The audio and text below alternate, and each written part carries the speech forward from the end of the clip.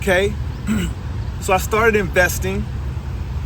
How do I get to the point where I'm able to build out my supercar collection? Well, for me personally, I started by building out my real estate collection before I started building out my car collection. So my recommendation is you should have multiple properties, multiple investments. That might not be real estate, it could be the stock market, it could be a business, but those investments should be producing income that can cover the expenses related to the cars, right? So I look to start businesses, I look to start investments that can help me justify the car collection. Now, you might not do it exactly like me. You might just want to be able to afford your one car, your dream car, and you want to be able to make the income to do that. Again, save up money, invest that money. That money should start producing dividends, should start producing profit for you. Me personally, what I like to do is I have a certain amount of money that is less than 10% of my net worth that I can play with in my car collection. And each year I try not to put too much money into that collection or into that amount, so that when I'm buying new cars, usually I'm selling old cars. So let's say I have 5 cars in my collection and I want a 6th car.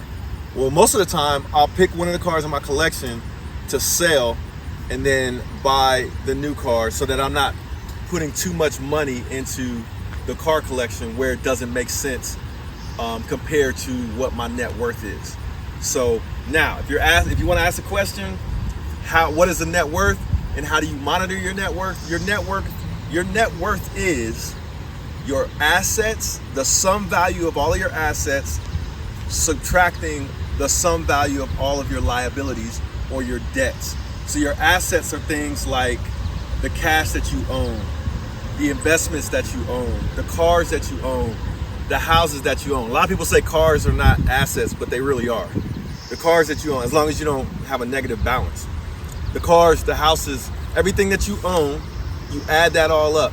Then you subtract what you owe on those things. So if you owe $100,000 on your car, and your car's worth $200,000, then your net asset is worth about $100,000 in a car, for example. So basically, you add everything up that you own, subtract what you owe. That's your net worth. So if you look at your net worth, let's say your net worth is $1 million, which is these days is not a lot. So you really want to be trying to get more than $1 million if you're building up your portfolio. You want to shoot for like 10 million. Really is like the new 1 million.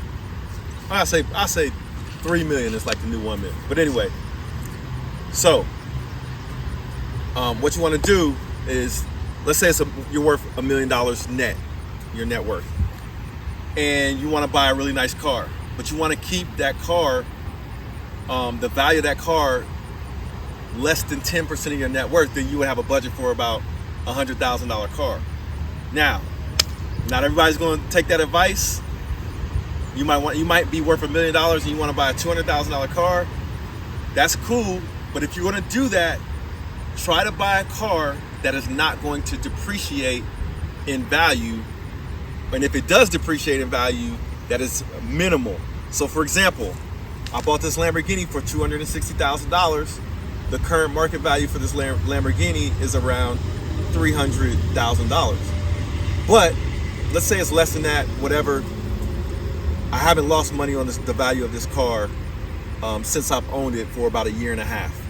That's what the aim should be when you buy like an expensive car. Now, if you're buying a car to get back and forth to work, you want to get a reliable car. You might not have to look at it like I'm looking at it, but this is a toy. This is not really a necessity. So you just want to be really prudent, really conservative, really careful when spending large sums of money, so that you don't put yourself in a situation where you can go broke, basically, essentially. All right, so there you go. Now, one more thing, my personal situation. Like I have all these cars coming, the Revuelto, the Porsche, the Aston Martin. What I'm going to do The Revuelto is going to be really expensive, really expensive. Like that's the most money I will ever spend on a car at this point. I don't want to spend any more money than that. That car is going to cost about $650,000. So my plan for that car is to monetize the car on the YouTube channel, to leverage the car for my nonprofit, to draw attention to videos like this where I can share knowledge and I don't have to charge anybody anything. It's like basically free knowledge or free game. Leverage the car to help people is what I really want to do, to help me justify spending that much money on a car. Is I gotta be able to help people with the car. So when I get that car, I'm also going to be looking at what cars in my collection I'm going to sell, or what real estate in my portfolio I'm going to leverage. So for example, I have most of my real estate paid off in my portfolio.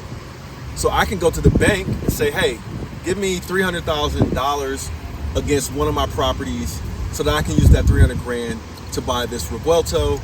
I'll make payments on it. Actually, my tenants will make payments on that house. I'll use the net profit from those payments, pay the car payment, then everybody's happy. For example, right? So, main thing, get that real estate. Let's go. It's the one and only Floyd Money Mayweather. I'm here to tell you guys to go to Wheel Motivation.